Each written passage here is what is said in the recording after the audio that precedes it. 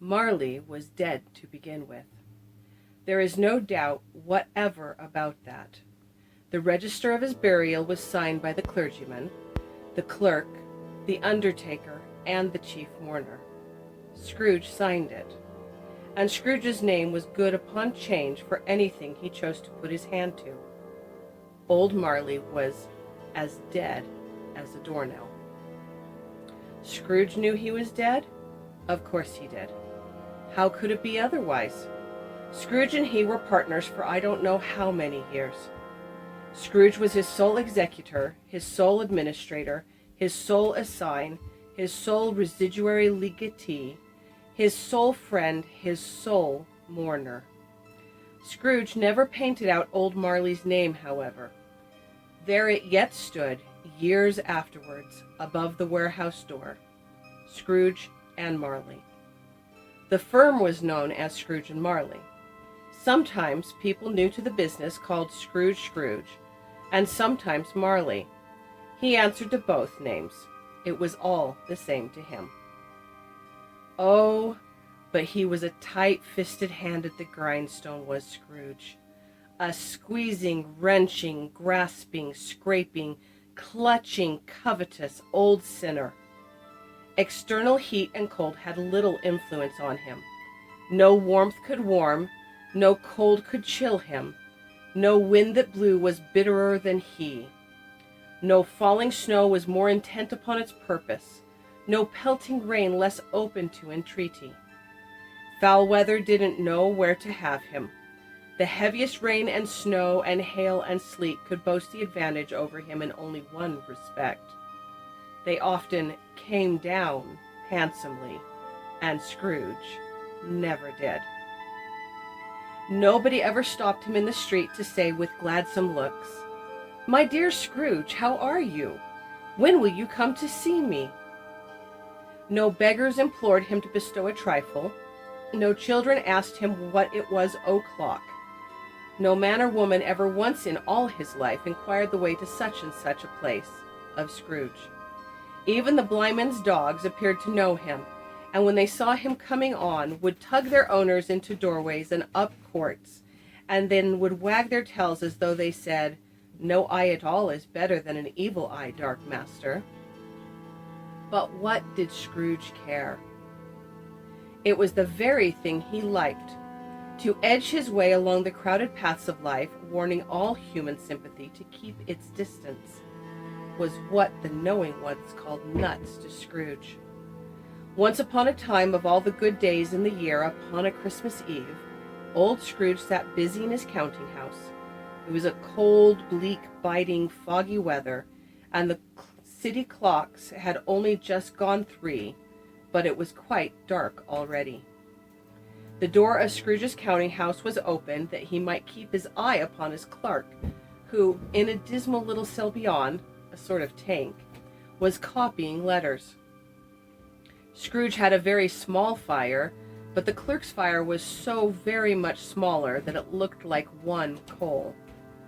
But he couldn't replenish it, for Scrooge kept the coal box in his own room, and so surely as the clerk came in with the shovel, the master predicted that it would be necessary for them to part. Wherefore the clerk put on his white comforter and tried to warm himself at the candle, in which effort, not being a man of a strong imagination, he failed. "A Merry Christmas, Uncle! God save you!" cried a cheerful voice. It was the voice of Scrooge's nephew, who came upon him so quickly that this was the first intimation Scrooge had of his approach. "Bah," said Scrooge, "humbug." "Christmas a humbug, Uncle? You don't mean that, I am sure." "I do. Out upon Merry Christmas? What's Christmas time to you but a time for paying bills without money, a time for finding yourself a year older and not an hour richer, a time for balancing your books and having every item in 'em through a round dozen of months presented dead against you. If I had my will, every idiot who goes about with Merry Christmas on his lips should be boiled with his own pudding and buried with a stake of holly through his heart. He should." "Uncle!" "Nephew, keep Christmas in your own way and let me keep it in mine." "Keep it? But you don't keep it. Let me leave it alone, then. Much good may it do you. Much good it has ever done you. There are many things from which I might have derived good, by which I have not profited, I dare say, Christmas among the rest. But I am sure I have always thought of Christmas time when it has come round, apart from the veneration due to its sacred origin, if anything belonging to it call be apart from that, as a good time, a kind, forgiving, charitable, pleasant time, the only time I know of in the long calendar of the year, when men and women seem by one consent to open their shut-up hearts freely, and to think of people below them as if they really were fellow travelers to the grave, and not another race of creatures bound on other journeys. And therefore, uncle, though it has never put a scrap of gold or silver in my pocket, I believe that it has done me good, and will do me good, and I say, God bless it. The clerk in the tank involuntarily applauded. Let me hear another sound from you, said Scrooge, and you'll keep your Christmas by losing your situation. You're quite a powerful speaker, sir, he added, turning to his nephew. I wonder you don't go into Parliament. Don't be angry, uncle. Come, dine with us tomorrow. Scrooge said that he would see him. Yes, indeed he did. He went the whole length of the expression, and said he would see him in that extremity first. But why? Cried Scrooge's nephew. Why? Why did you get married? Because I fell in love. Because you fell in love, growled Scrooge, as if that were the only thing in the world more ridiculous than a Merry Christmas. Good afternoon. Nay, uncle, but you never came to see me before that happened. Why give it as a reason for not coming now? Good afternoon. I want nothing from you. I ask nothing of you. Why cannot we be friends? Good afternoon. I am sorry with all my heart to find you so resolute. We have never had any quarrel to which I have been a party, but I have made the trial in an homage to Christmas, and I'll keep my Christmas humor to the last. So, a Merry Christmas, uncle. Good afternoon. And a Happy New Year. Good afternoon. His nephew left the room without an angry word notwithstanding. The clerk, in letting Scrooge's nephew out, had let 2 other people in. They were portly gentlemen, pleasant to behold, and now stood, with their hats off, in Scrooge's office. They had books and papers in their hands and bowed to him. Scrooge and Marley's, I believe, said one of the gentlemen, referring to his list. Have I the pleasure of addressing Mr. Scrooge or Mr. Marley? Mr. Marley has been dead these 7 years. He died 7 years ago this very night. At this festive season of the year, Mr. Scrooge, said the gentleman, taking up a pen, it is more than usually desirable that we should make some slight provision for the poor and destitute, who suffer greatly at the present time. Many thousands are in want of common necessaries. Hundreds of thousands are in want of common comforts, sir. Are there no prisons?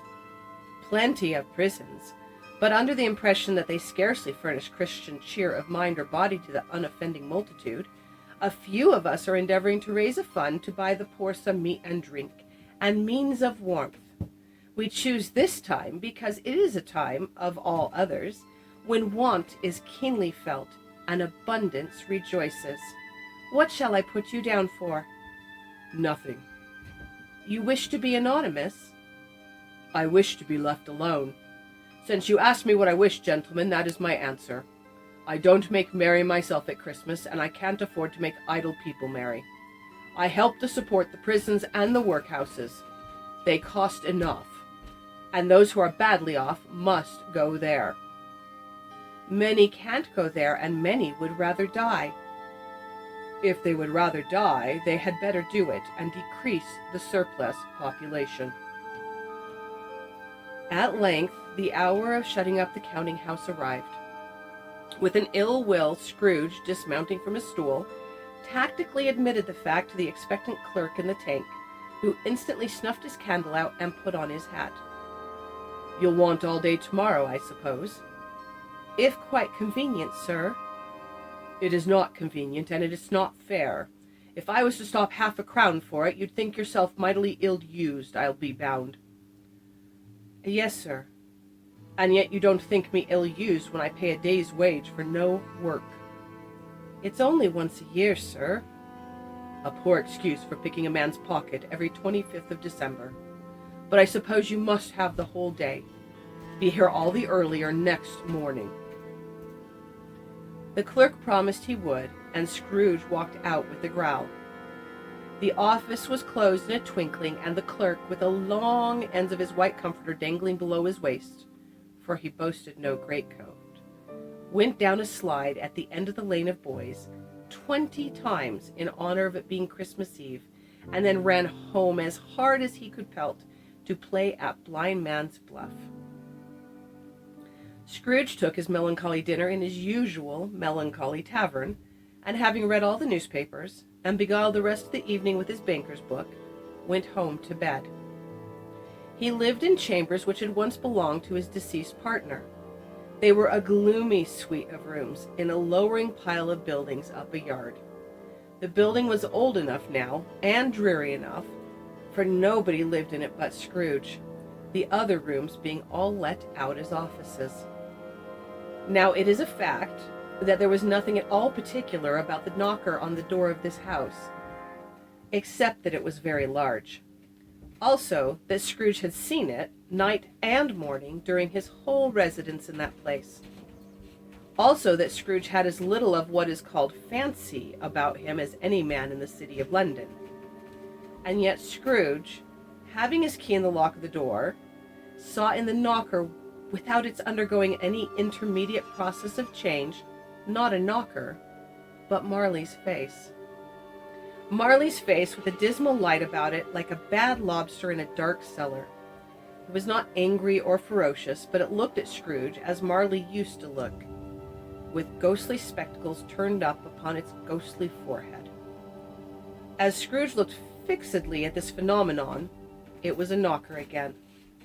He said, "Pooh-pooh," and closed the door with a bang. The sound resounded through the house like thunder. Every room above and every cask in the wine merchant cellars below appeared to have a separate peal of echoes of its own. Scrooge was not a man to be frightened by echoes.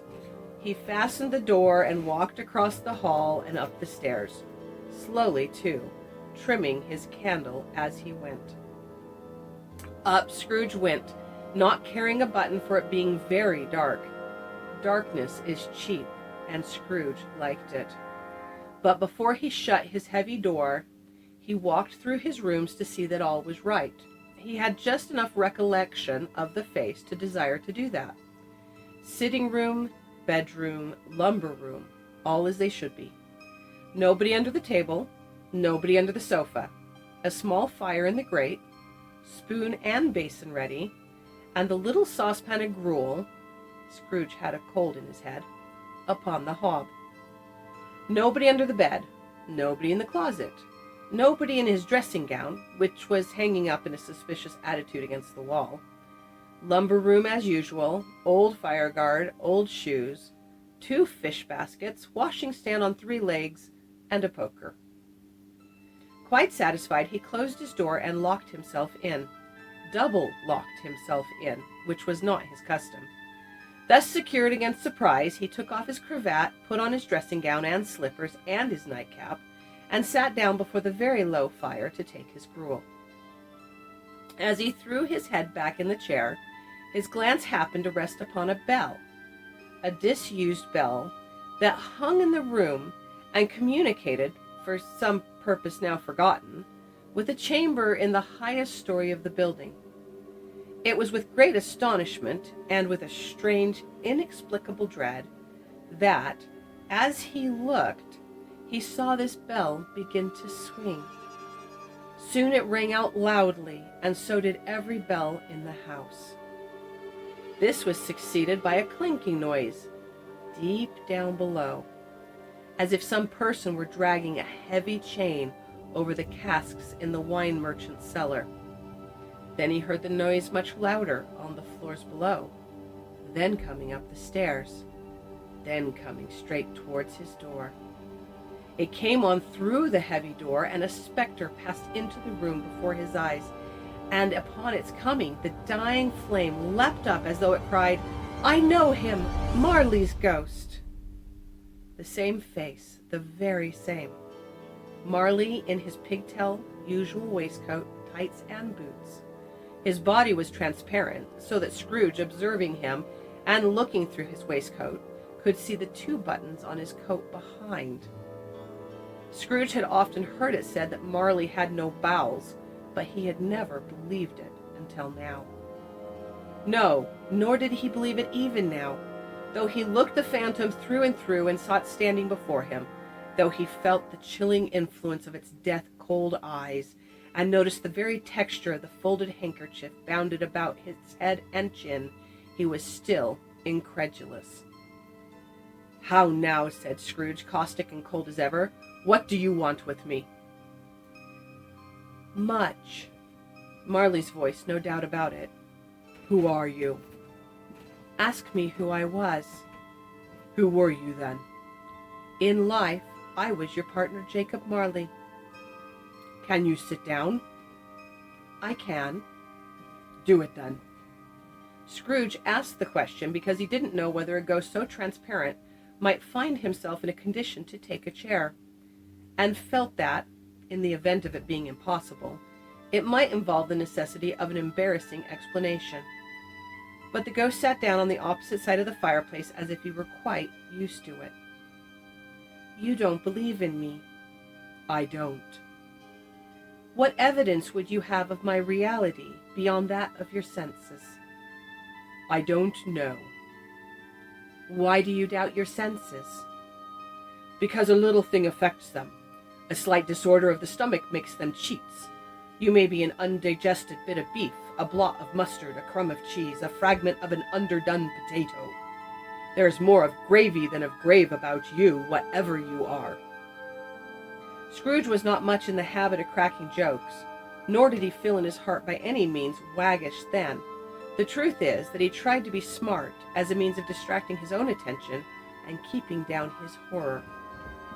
But how much greater was his horror when, the phantom taking off the bandage round its head, as if it was too warm to wear indoors, its lower jaw dropped down upon its breast. "Mercy! Dreadful apparition, why do you trouble me? Why do spirits walk the earth, and why do they come to me?" "It is required of every man that the spirit within him should walk abroad among his fellow men, and travel far and wide, and if that spirit does not go forth in life, it is condemned to do so after death. I cannot tell you all I would. A very little more is permitted to me. I cannot rest. I cannot stay. I cannot linger anywhere.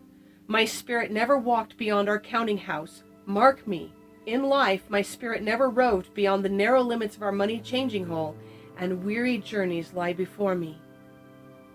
7 years dead, and traveling all the time. You travel fast? "On the wings of the wind." "You might have got over a great quantity of ground in 7 years. "Oh, blind man, not to know that ages of incessant labor by immortal creatures for this earth must pass into eternity before the good of which it is susceptible is all developed.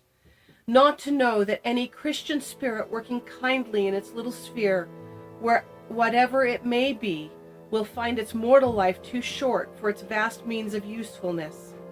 Not to know that no span of regret can make amends for one's life opportunities misused. Yet I was like this man. I was once like this man." "But you were always a good man of business, Jacob," faltered Scrooge, who now began to apply this to himself. "Business!" cried the ghost, wringing its hands again. "Mankind was my business. The common welfare was my business. Charity, mercy, forbearance, benevolence were all my business. The dealings of my trade were but a drop of water in the comprehensive ocean of my business."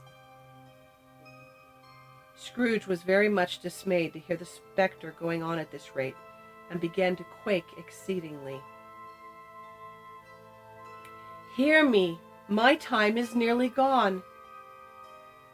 "I will, but don't be hard upon me. Don't be flowery, Jacob, pray." "I am here tonight to warn you that you have yet a chance and hope of escaping my fate. a chance and hope of my procuring, Ebenezer. You were always a good friend to me. Thank ye. You will be haunted by 3 spirits. Is that the chance and hope you mentioned, Jacob? I think I'd rather not.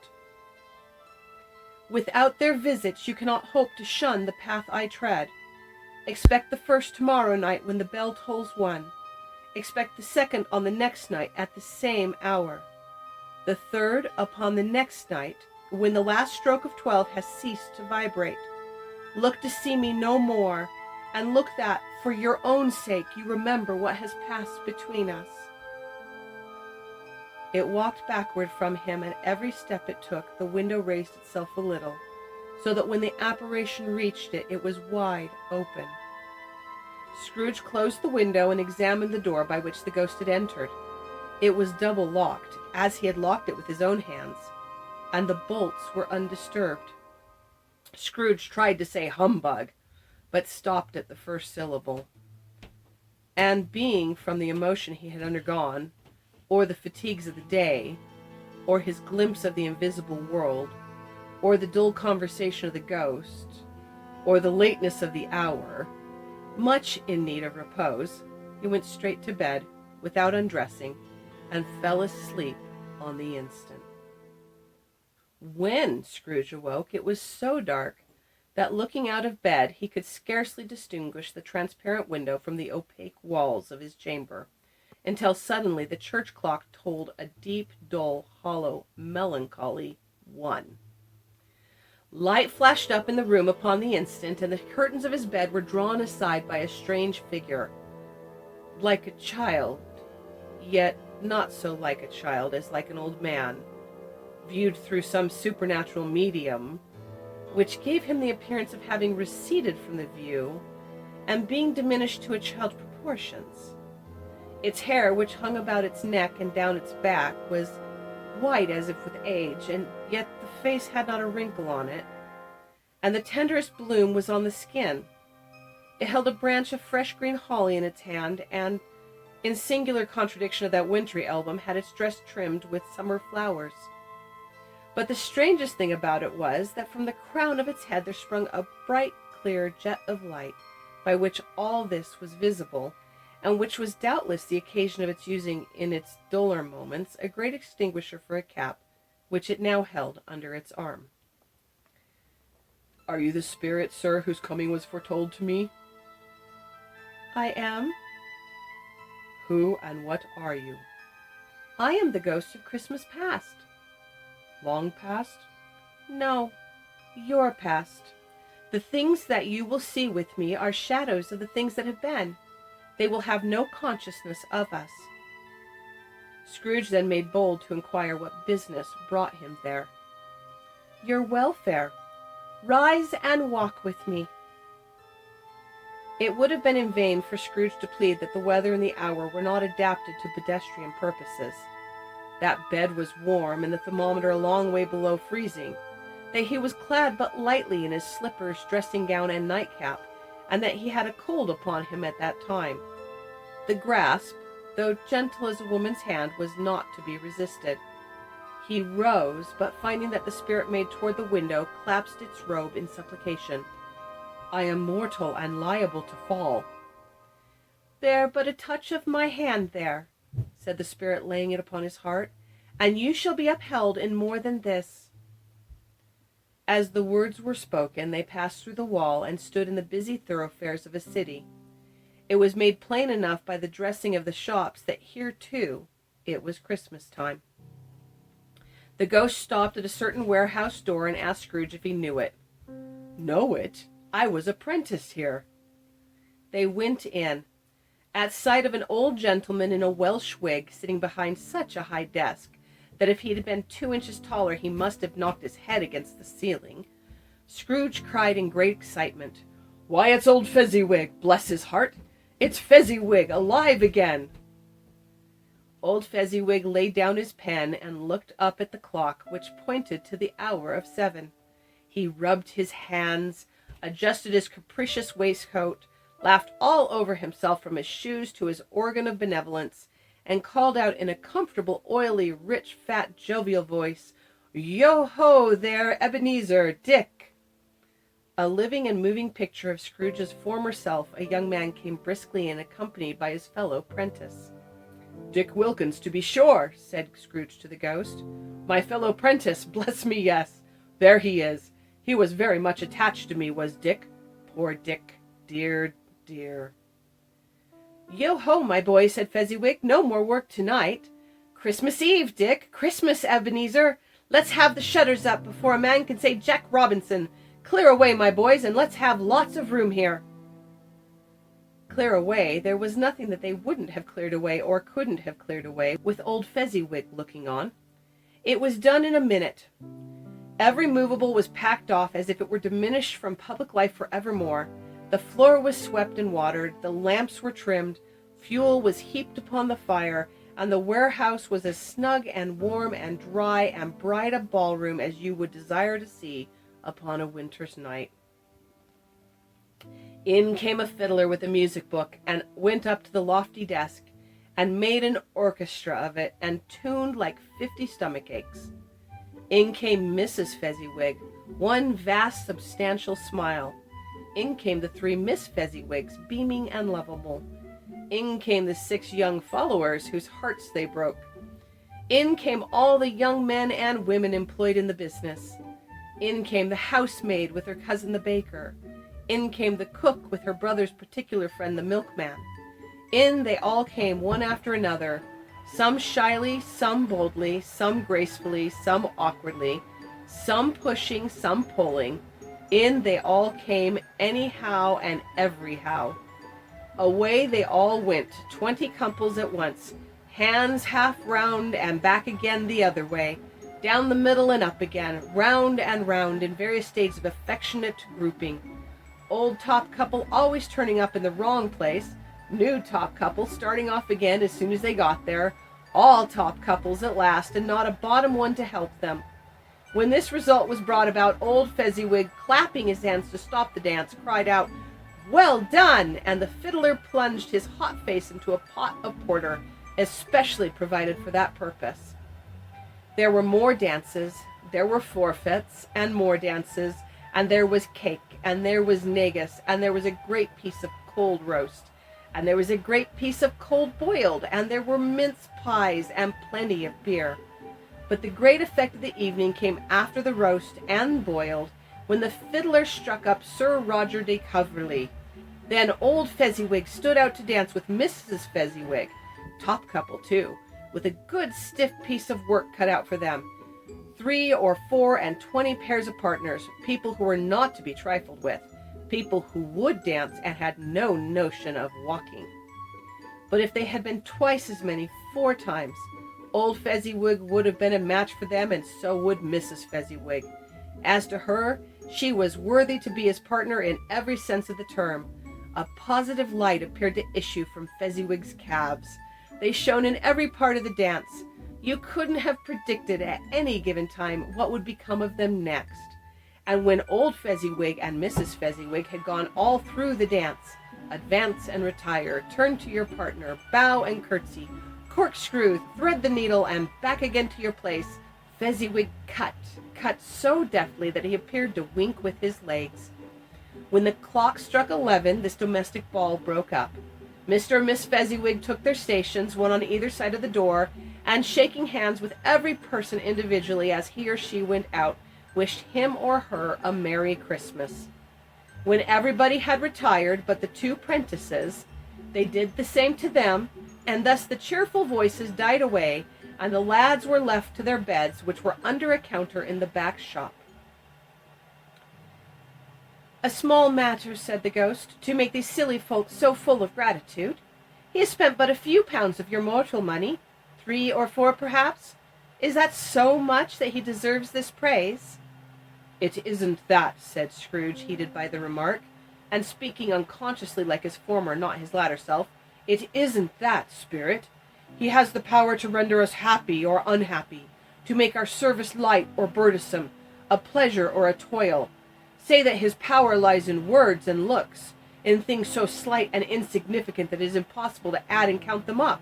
What then? The happiness he gives is quite as great as if it cost a fortune. He felt the spirit's glance and stopped. What is the matter? Nothing particular. Something, I think. No. I should like to be able to say a word or two to my clerk just now. That's all. My time grows short, observed the spirit. Quick. This was not addressed to Scrooge or to anyone whom he could see, but it produced an immediate effect, for again he saw himself. He was older now, a man in the prime of life.